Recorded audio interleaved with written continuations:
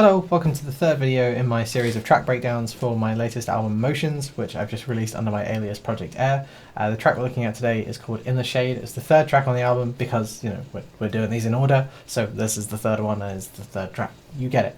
So I figured for this one I'm going to try and do it in a slightly different order, where I'm going to go through the drums, the bass, the pianos and stuff, and then the guitars, and then anything else. And see how that goes. And if I like that, if it's quicker, then, you know, we'll do that. So let's go through the drums, shall we? The drums have kind of two sections to them. One is kind of the first half of the song, where you can see it's kind of very static, and then you can see here it gets a little bit more complicated. So in the first section, that kind of starts in the intro and carries on throughout the whole of the kind of the first beat section, or the A section, is the kick is always on a 1 and 3, the snares are always on a 2 and 4, which is standard stuff, and then the hi-hats kind of alternate. So the kick that we have is this kick, and there's a bit of EQ going on with this kick, just adding in some high end because it doesn't really have much high end, it's already quite a muted kick, reducing some of the sub frequencies, and then just kind of increasing the punch sort of around sort of, was that around like 80 hertz? Yeah, around 80 hertz. And they're just kind of cutting off the like absolute lows on this track as well. So the kick kind of stays the same up until there, and then it changes up in the kind of B section where it becomes a different pattern, but we'll listen to the drum mix as well afterwards to kind of hear the change there. The snare remains the same pretty much the whole way through. There's just a bit of EQ on it, and it's being sent to my reverb mix bus as well. And then there's these Foley hits that I think are from a loop that have been kind of chopped up, because you can see via the names here they're from slightly different samples. They're probably, I think they're one shots actually. So there's like a telephone EQ on the Foley, then there's stereo widening with quite a lot of width being added to them, and then they're being sidechained to the kick as well. You can see because the kick is the only one that doesn't have a mute on it. And you'll see it react with the curve once the kick hits.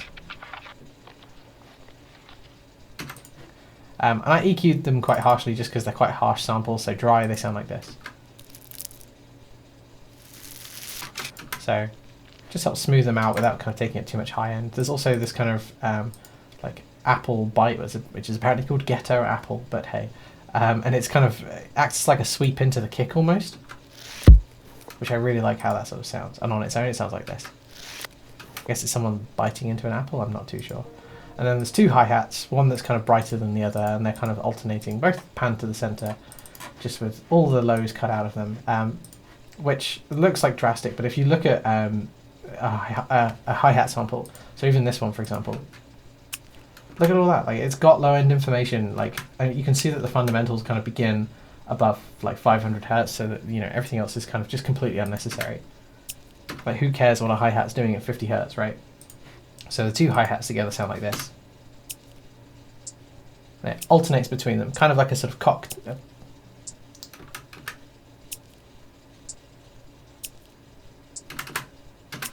So the two hi-hats together sound like this. Kind of alternating between them, creating like a sort of clock ticking sort of feeling, which I quite like. So the drum mix all together sounds like this. And that continues all the way through. There's also a ride that happens here, so we have a ride cymbal, which is also sidechained to the kick. No EQ going on in there. Probably should have done though, because, you know, EQing out those sort of frequencies isn't going to hurt, and there's definitely some low end in there that probably shouldn't be there. So that's the whole drum mix there. In the bridge there's a reverbed snare, which is just kind of EQ'd to kind of like more of a sort of telephone sort of EQ. And that's also being sent to the reverb mix. So if we actually solo the reverb mix as well, you can sort of hear the reverb on the snare as well as everything else that's in the reverb bus, but we'll come to that.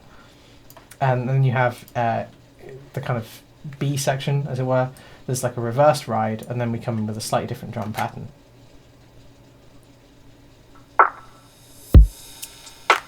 So here we lose the kind of alternating hi-hats. We still have, we use the first hi-hat that we were using, and that continues on every sort of upbeat, every other 8th note.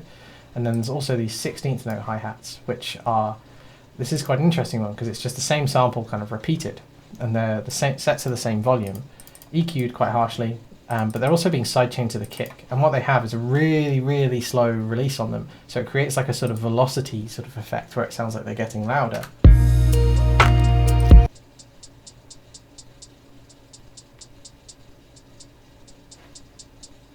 Just kind of creates a bit more dynamic to the track as well. And that is pretty much everything to the drums at that point. So let's go onto the bass. which is just a Guitar Rig 5 clean bass preset, cutting out all the highs on this to kind of just make it a really, really low end focused bass, just like no string noise or anything like that. I mean, it's a very simplistic bass part, it doesn't really need a lot more than that. Then just a bit of compression with CLA 76 with a decent attack and release, applying about like -3 dB of gain reduction. And that's kind of continuing all the way through. For the ambient piano in this track, we're actually using Noir, which is a bit different to kind of the method that I've used for the last couple of tracks. So this is just using the particles engine. So if we solo this, and most of it will be going to the reverb mix, but we should be able to hear it. So what it's kind of doing is it's acting like an arpeggiator, I guess, but it's kind of randomizing. So you can feed it different algorithms, change the density, variation, everything like that, change the tone of it, all sorts. But if we change the mix here, you can see it starts doing the chords.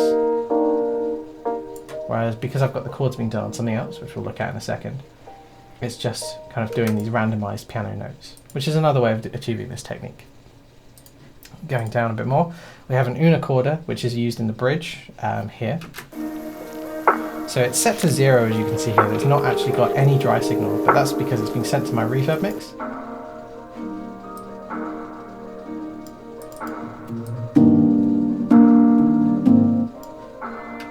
There you go. And that's what's being used there, which is the only time that it's even used on this track, apart from the B section, I guess, which is the chords continue there, but because they're being sent to the reverb mix, they're not very prominent at all. For pretty much all of the A section and the outro, the chords are done on Whirly, which is a Spitfire Audio Labs thing, which is free, lovely, sounds lovely.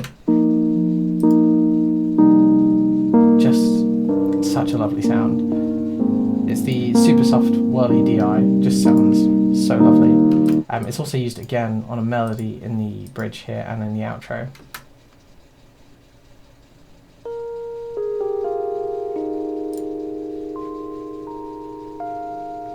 Just sounds so nice. If I could play jazz chords, they'd sound amazing on it. It's on 2 separate tracks just because one is mixed slightly lower because I'm lazy. You can actually hear the mix of them together in the outro here.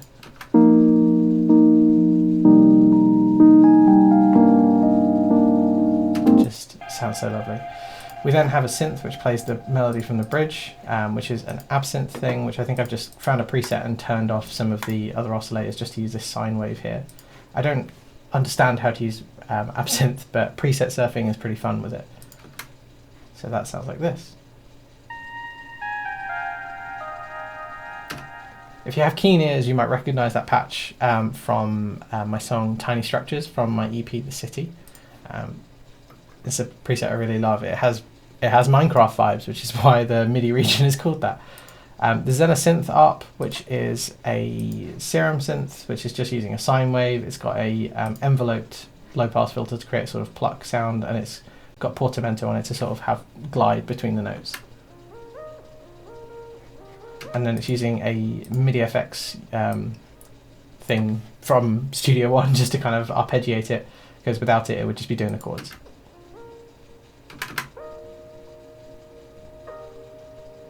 But so yeah, it's feeding it the MIDI and then it's arpeggiating it on 16th notes and just kind of arpeggiating up and just across one octave. Just giving us Owl City vibes, you know, and then it's just got reverb and it's going to the reverb mix. Then there are some strings in the B section. The first set of strings is using East-West, and I don't love how I've mixed this because I think that I've made the strings a little bit too tinny sounding. I think I was a bit too aggressive on the EQ. So it's just using some violins from Hollywood Strings from East-West, which sound like this. Let's hear them dry.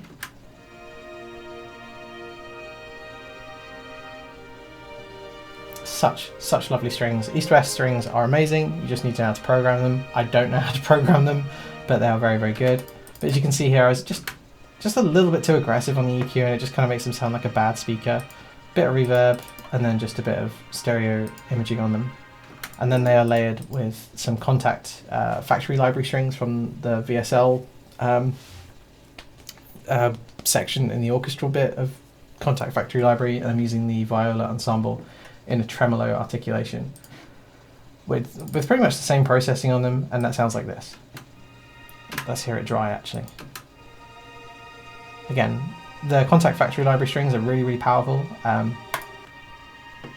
Again, I think if I was mixing this song again, I would process these differently.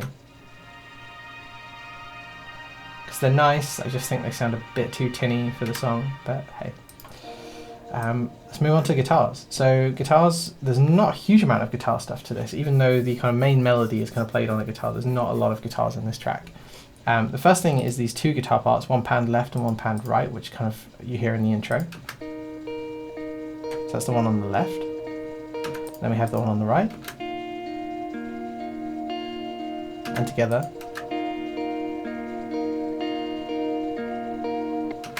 Just sounds really nice together. They're both going to the reverb mix, both using the Clean Cove preset on Guitar Rig, and then just a bit of EQ on both of them just to kind of clean out some of the resonances where there might be, you know, because there's repeating notes, you might have like these kind of resonant frequencies that are just building up, especially with the reverb that you get on it.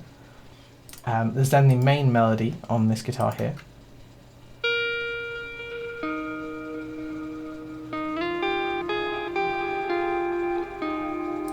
So, a bit of EQ, and I'm using Native Instruments Replica XT to get delay on that with just a tweaked preset of this thing, the Knive.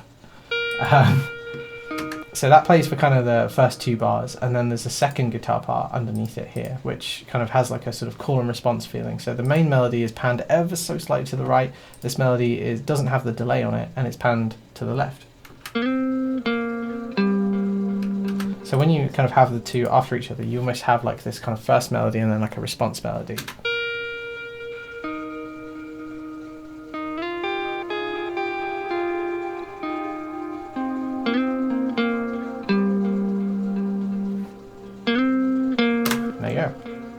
That main melody that you hear, the first one, is something I wrote in I think 2009, so that melody is 11, 12 years old at this point, which is kind of crazy. There is another version of the main melody which you hear in the outro, which is my classic at this point, transposed up by 12 semitones, so an octave, and then run through a Valhalla Shimmer reverb and a Replica XT delay, same as on the other lead. There's also 3 EQs on here, just kind of cleaning up the lows each time, because what you'll notice is, even though we've cleaned up the lows here, that Valhalla Shimmer is going to be adding low-end information. So look at that, it's adding all this information in the sub-frequencies. And you can find the same with Replica sometimes as well. Not in this case, but I do find that it's important to think about signal flow with these sorts of things, because if you could say, okay, well, I'll just EQ it after Valhalla Shimmer, but then you think, you know, you're sending a signal into Valhalla Shimmer that has that low-end information in there, and you're kind of washing that out, and you know, you're going to spread that around as well. So I think it's important to think about having multiple EQs on certain things. You don't necessarily, if you're using reverb as a creative effect on something especially, it can be really, really beneficial to have, you know, multiple EQs kind of across the different stages that you're kind of working with it. Maybe I'm just being pedantic, I don't know. Then there's this guitar which you hear in a few places throughout the track, which is just a slide up. And I don't actually own a guitar slide at the moment, so I think I actually did it with just like a glass, like just one of these. I should just get a guitar slide really, but you know, stay hydrated and all that. Then in the bridge we have this little bendy synth here, which is a serum thing, which is mostly going to the reverb mix.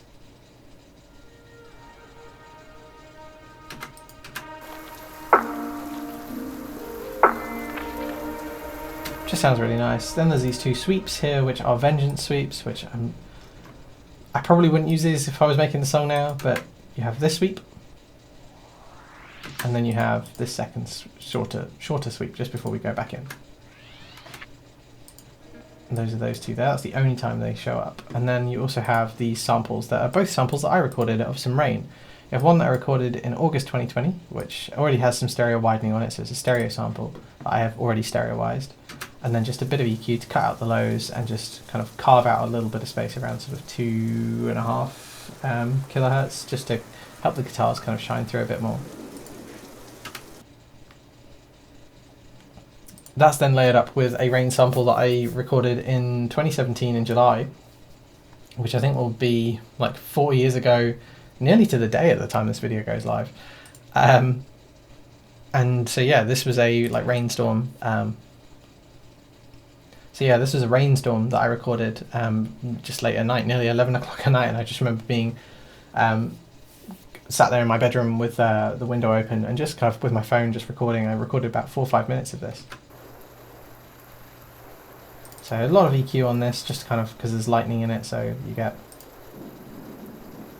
a lot of low-end information, and I'm stereoizing it as well because it's a mono sample, so it just helps kind of widen it a little bit. And those two together just sound really nice. Just adds that texture to the song. And that doesn't play all the way through, just in the kind of bridge, the breakdown and the outro. And that is pretty much everything on this track. I think I'll do the other ones the other way, but worth a try. So yeah, if you liked what you liked what you've seen here, and you thought it was useful, please leave a comment or a thumbs up or something, because those things help with, like, you know, algorithms and all that stuff. If there's anything you want me to make a specific video on, just leave a comment or something, and I'll try and get to it as soon as I can. And yeah, I'll see you in the next video for breaking down track 4 from Motions, which is the track called You, which was a collaboration with Hoffy Beats. So I'll see you then. Thanks for watching. Bye.